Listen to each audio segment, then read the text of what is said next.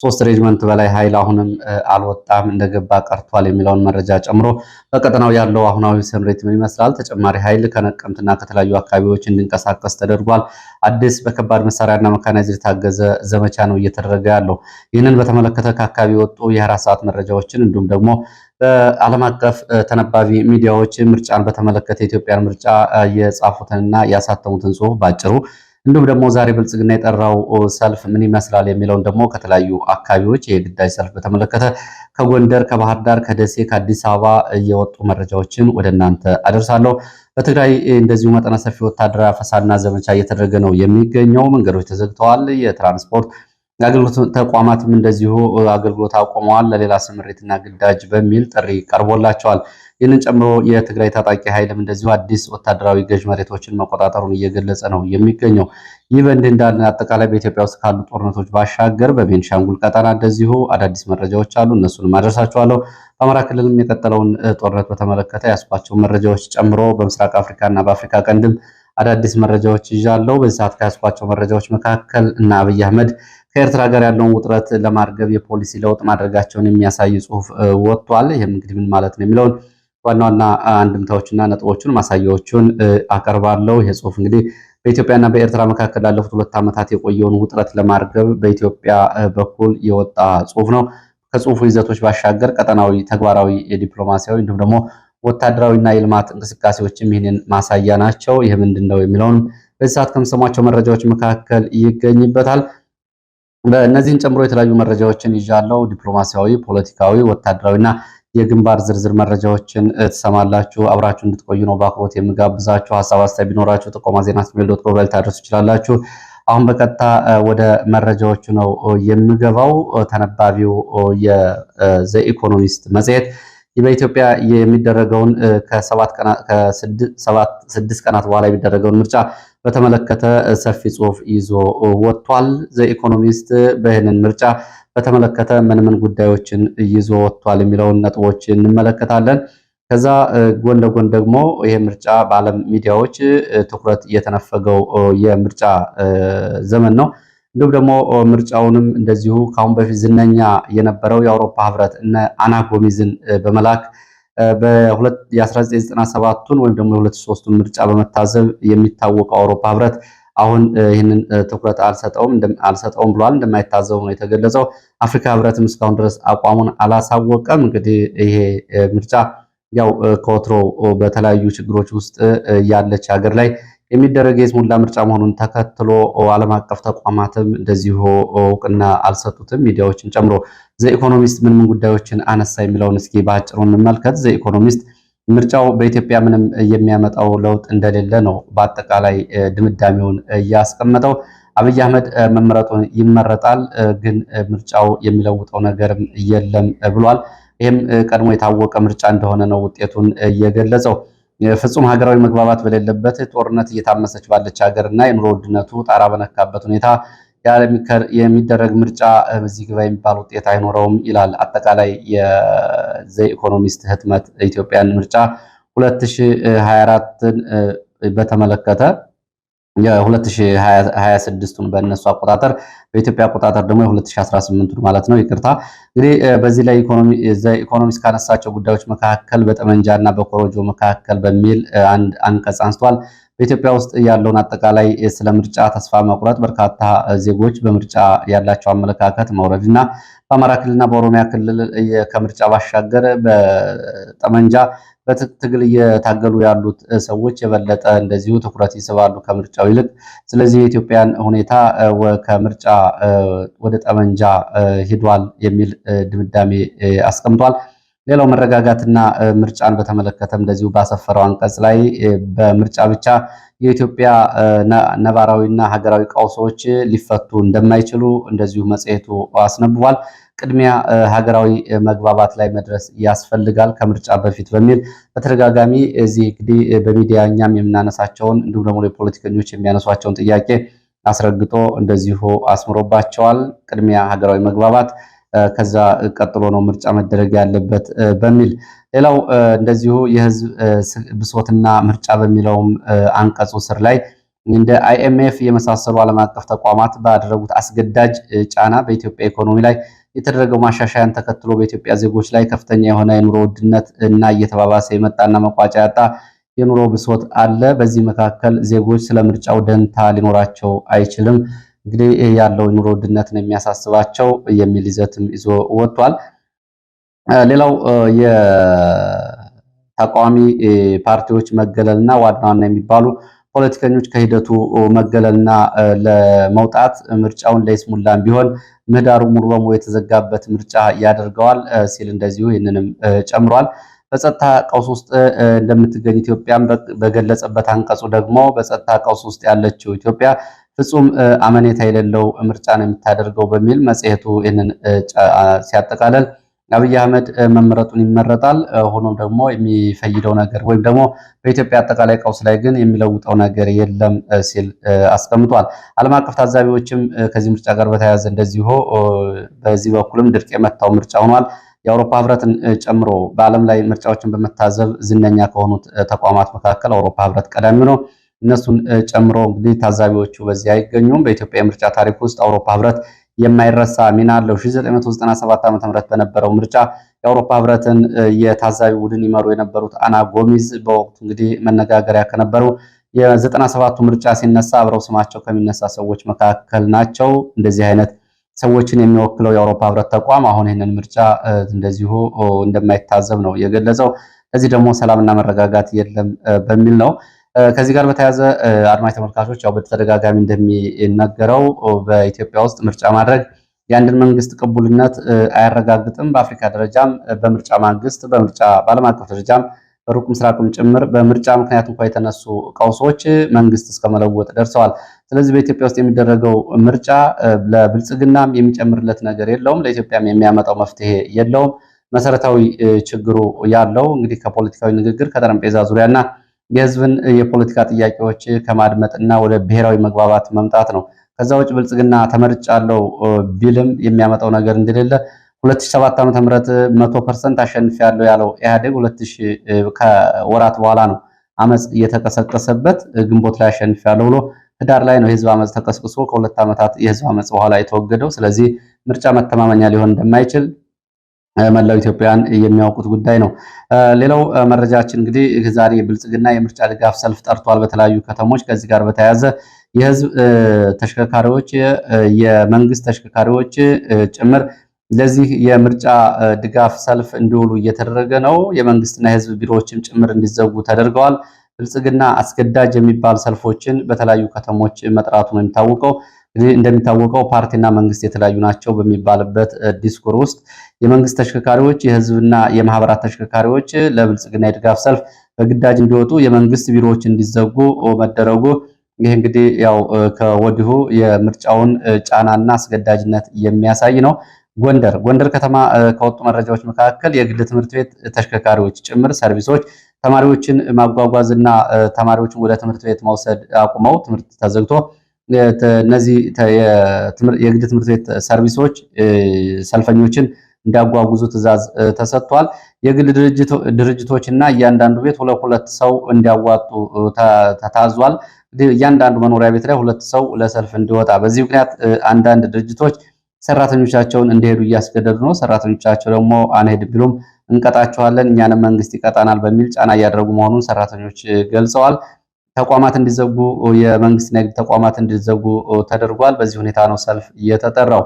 ባህር ዳር ደግሞ የጸጥታና የፖሊስ አባላት ቤት ለቤት እየዞሩ ከባለፈው ሳምንት ጀምሮ ማስጠንቀቂያና ማስፈራሪያ ይሰጡ ነበረ። በትላንትናው ዕለት አረጋ ከበደ ተመስገን ጥሩነህ ዛሬ ንግግር ያደርጋል በሚል ህዝቡን እንደዚሁ በነቂስ ወጥቶ እንዲጠብቅ በሰጠው ትዕዛዝ መሰረት ማስፈራሪያዎችን ተከትሎ የግል ድርጅቶች፣ የልማት ድርጅቶች ሰራተኞች ጭምር የማይገኙ ከሆነ እርምጃ እንደሚወሰድባቸው ትዕዛዝ ወይ ደግሞ ማስጠንቀቂያ ተሰጥቷቸዋል። ፖሊሶች፣ ወታደሮች፣ ሚሊሻዎች ሲቪል ለብሰው በዚህ ሰልፍ ላይ እንዲገኙም ትዕዛዝ ተሰጥቷል። በቂ ሰው የማይገኝ ከሆነ ከየካምፖቹ የሚገኙ ወታደሮች፣ ፖሊሶችና አድማ ብተናና ሚሊሻዎች ወደ ሰልፉ እንዲወጡና ከፊቱ ነው ሰልፍ እንዲመሩ የሲቪል ልብስ ለብሰው በሚል ትዕዛዝ ተሰጥቷል። የባጃጅ አሽከርካሪዎችን ጨምሮ የታክሲ ማህበራትም እንደዚሁ በሰልፉ ላይ ካልተገኙ ቅጣት እንደሚጠብቃቸው ትዕዛዝ ተሰጥቶ ነው እንግዲህ በዚህ መሃል ነው ሰልፍ እየተደረገ ያለው።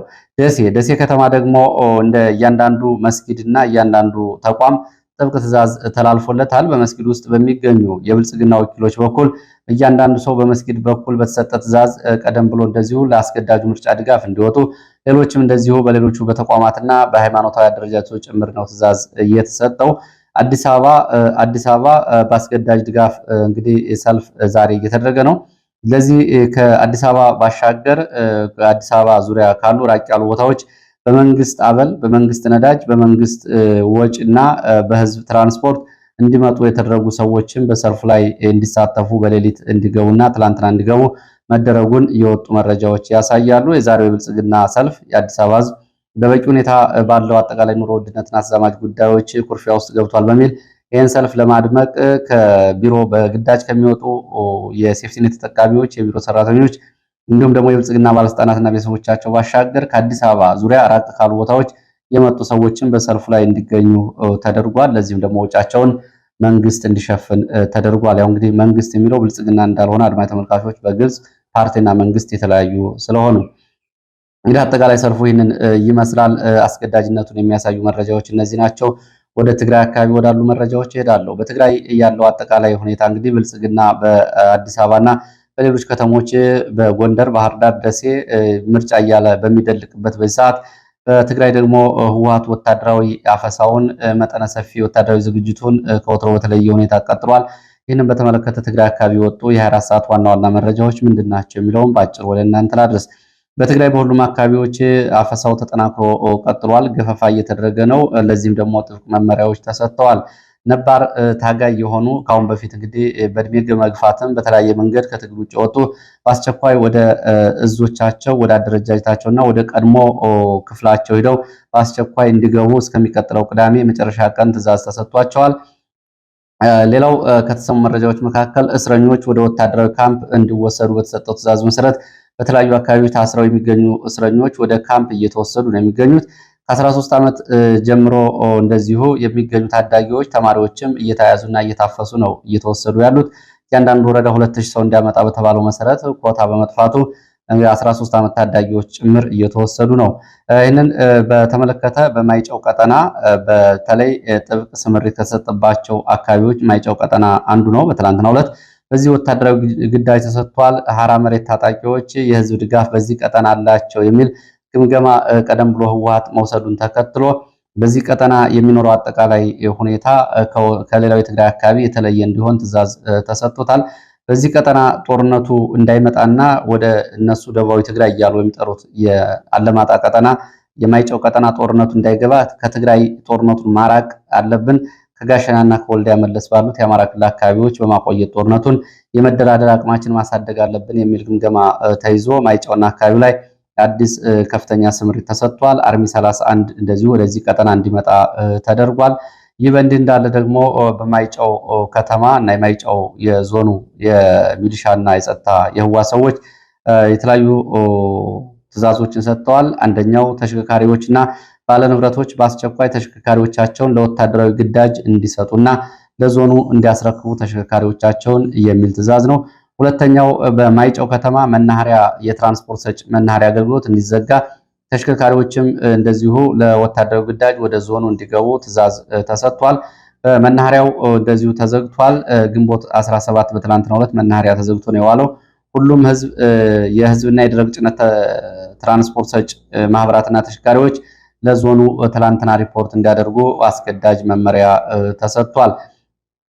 በዚህ መናኸሪያ የተዘጋው ወይም ደግሞ የትራንስፖርቶች እንዲቆሙ የተደረገው በርካታ ወጣቶች ከማይጨው ከተማ በመውጣት እንዳያመልጡና እንዲሁም ደግሞ በተሽከርካሪዎች ርቀው እንዳይሄዱ በሚል ነው። እንግዲህ ወጣቶችን ለመያዝና ለማፈን በሚል መናኸሪያ እንዲዘጋ ትራንስፖርትም እንዲቆም ተደርጓል። በዚህ ልክ ነው አፈሳ እየተደረገ ያለው። በሌላው በማዕከላዊ ዞን ተብሎ በሚጠራው በአድዋና በአክሱም ቀጠና ደግሞ ሰግሊ ተብሎ በሚጠራ ቦታ ወጣቶች ሲያፍኗቸው በነበሩ ሚሊሻዎች ላይ ያጸፋ ምላሽ በመስጠት ወጣቶቹ በወሰዱት እርምጃ ሚሊሻዎች መገደላቸውን የሚገልጽ መረጃ ወጥቷል። ይህም በትግራይ አካባቢ ከወጡ መረጃዎች መካከል ነው። ይህ በእንዲህ እንዳለ ደግሞ ወጣቶችም ስለመገደላቸውና ወጣቶችም እናመልጣለን በሚል ስለመሞታቸውም የሚገልጹ መረጃዎች ወጥተዋል።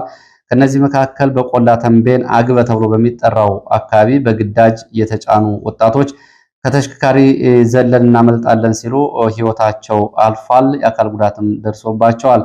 አምባሳይነት ተብሎ በሚጠራው ወረዳ ደግሞ ሰውሃ ተብሎ በሚጠራ ቦታ ከመኪና ወርደው ለማምለጥ ሲሞክሩ በነበሩ ወጣቶች ላይ በሚሊሻ በተተኮሰ ጥይት የወጣቶች ህይወት አልፏል ነው የተባለው። እንግዲህ በትግራይ ያለው አጠቃላይ ሁኔታ ተባብሶ እንደቀጠለ ነው። ይህ በእንዲህ እንዳለ በኮረም ግንባር ትናንትና ውጊያ ሲደረግበት በኋላው አካባቢ ዛሬ ውጥረቱ እንደቀጠለ ነው። ሆኖም ዛሬ ተኩስ የለም። በአካባቢው ግን አሁንም አዳዲስ ስምሪቶች አሉ። ከዚህ ጋር በተያያዘ የትግራይ ሰላም ኃይሎች ድንቃ፣ አሽና፣ ደራ፣ በቀደ ተብሎ የሚጠሩ ቦታዎችን መቆጣጠራቸውን እየገለጹ ነው የሚገኙት።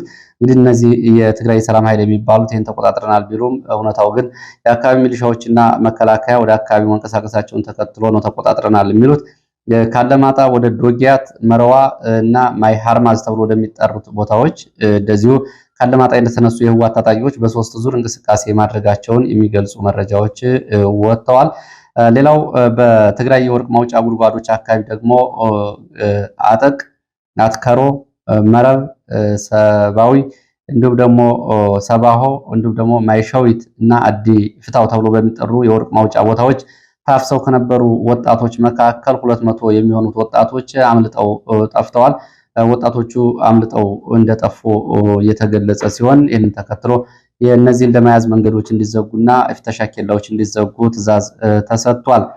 ከነዚህ መረጃዎች እንደዚሁ የምስራቅ አፍሪካና የኤርትራን ጉዳይ የተመለከቱ ውጥረቶችን እንደዚሁ ደግሞ ከዚህ ጋር ያሉ መረጃዎችን አደርሳለሁ። አብይ አህመድ የፖሊሲ ለውጥ እያደረገ መሆኑን የሚያሳይ ጽሁፍ ትላንትና ወጥቷል። በኢትዮጵያ የውጭ ጉዳይ ኢንስቲትዩት ይፋ የተደረገው ጽሁፍ አብይ አህመድ ከኤርትራ አንጻር የአቋም ለውጥ እያሳየ መሆኑንና ያለውን ውጥረት ለማለፍ ከኤርትራ ጋር እንደዚሁ አዲስ ስልት የሰላም ስልት ለሚል አዲስ የፖሊሲ ለውጥ እያደረገ መሆኑን ያሳያል።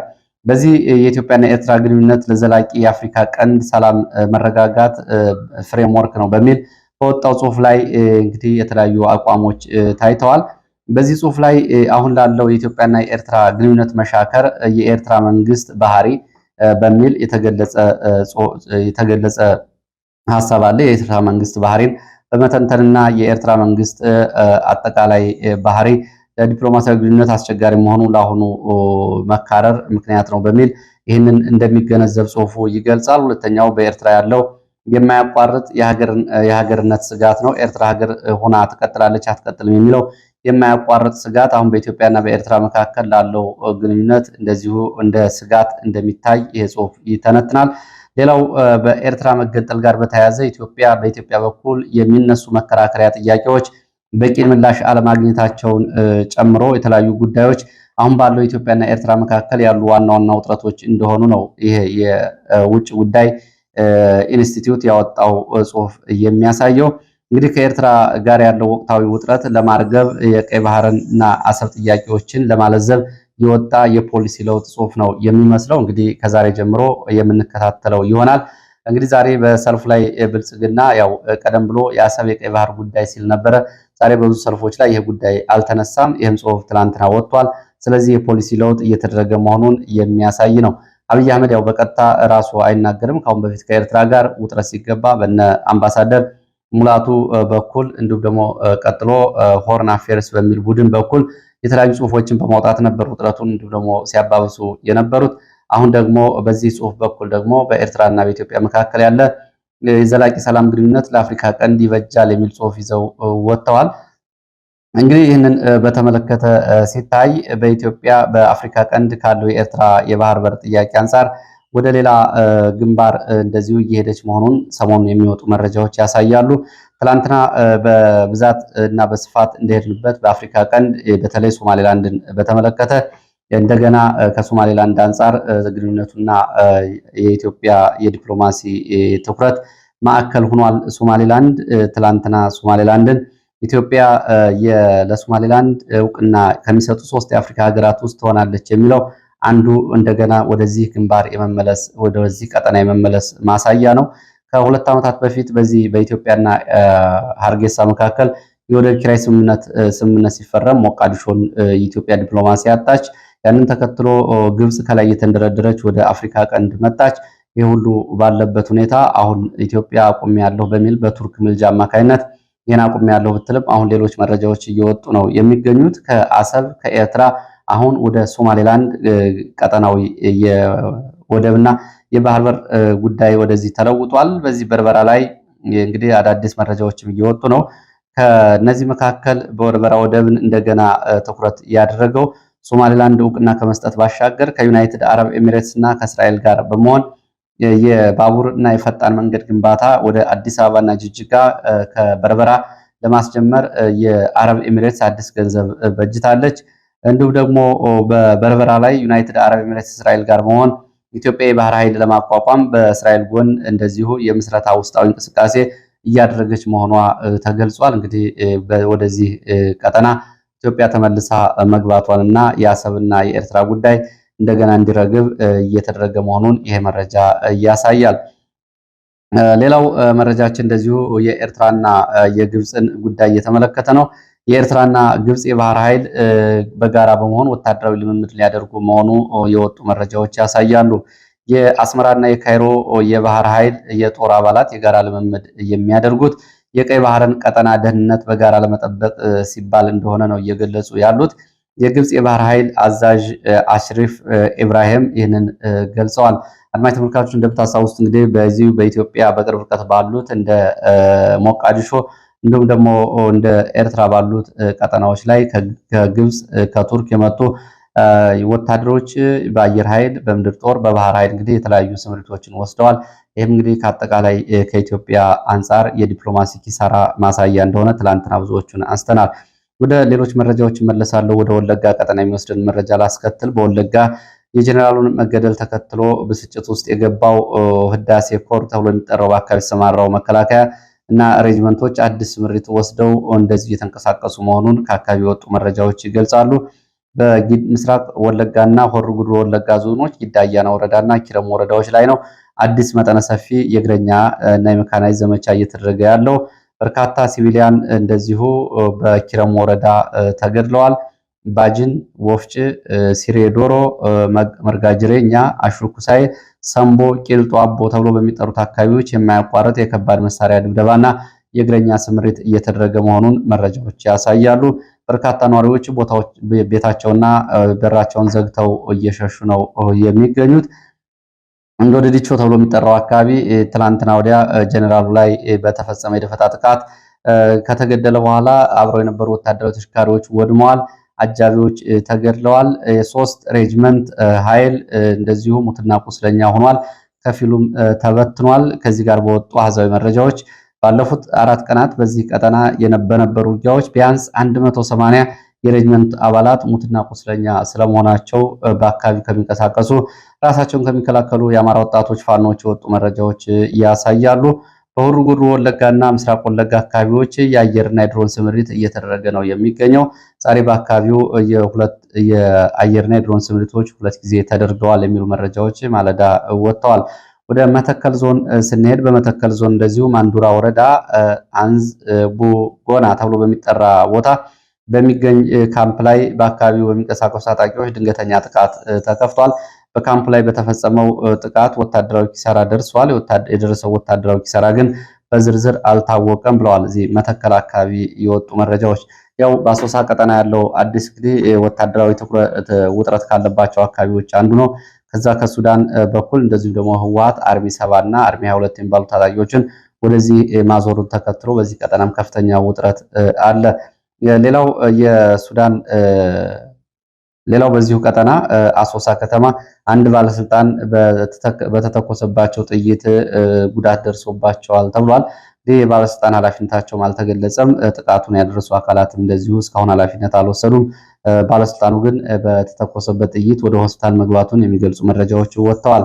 በዚሁ ከአሶሳ ኢትዮጵያ አካባቢ ወደ ሱዳን ኩርሙክ እና ኢትዮጵያ ኩርሙክ አካባቢዎች ከ50 በላይ የተጫኑ ተሽከርካሪዎች ወታደሮችን ይዘው ምናልባት አብዛኞቹ የአርኤስኤፍ ተዋጊዎች ሳይሆኑ አይቀሩም ወደዚህ ቀጠና መንቀሳቀሳቸው ይታወቃል። በዚህ ግንባር እንግዲህ የሱዳን ጦር ባለፈው ሰኞ ዕለት ወሳኝ የሚባል ቦታ መቆጣጠሩን ገልጿል። በዚህ ቀጠና ያለው ውጥረት እንደቀጠለ ነው። ለዚህ ሰዓት የነበሩ አጫጭር መረጃዎች እነዚህን ይመስሉ። ስለተከታተላችሁ በእጅጉ አመሰግናለሁ። በሌላ